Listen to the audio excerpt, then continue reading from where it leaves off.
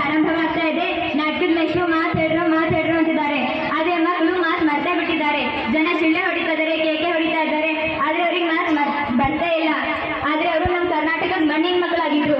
ಅವರೇ ಸ್ವಂತ ಮಾತಾಡೋಕೆ ಶುರು ಮಾಡಿದ್ರು.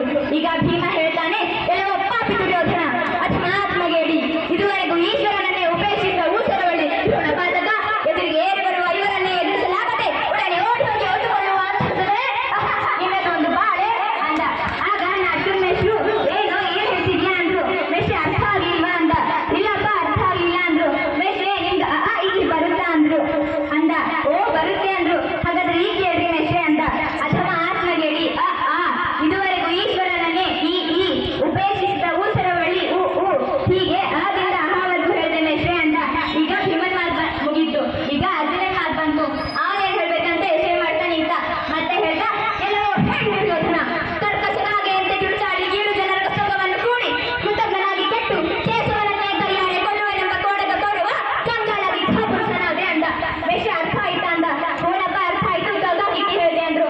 ಈಗ ಮತ್ತೆ ಭೀಮನ್ ಮಾತು ಬಂತು. ಅವನೇನ್ ಹೇಳ್ಬೇಕಂತ ಯೋಚನೆ ಮಾಡಿ ಹೇಳ್ದ, ಎಲ್ಲವೋ ದೂರ ದುರ್ಯೋಧನ ಒಂದಕ್ಕೆ ಎರಡಾಗಿ ಮಾತನಾಡಿದರೆ 3 ಜೂರಾಗಿ ಕತ್ತರಿಸಿ 4 ದಿಕ್ಕು ಬೆಳೆಸಿದ್ದು ಬಿಡ್ತೇನೆ.